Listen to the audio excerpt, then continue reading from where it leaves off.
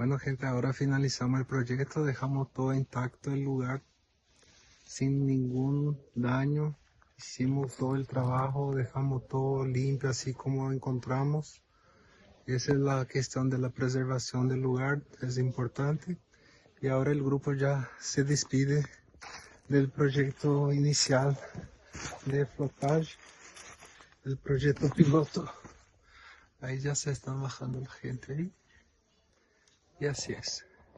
Fue una buena experiencia para mí, un gran aprendizaje y conocer también unos buenos compañeros, un buen equipo, y estoy muy contento con esa experiencia y en realidad es emocionante de estar participando de algo así muy lindo y como prueba para quien sepa otros proyectos al futuro. Así es. Les saludos, un abrazo.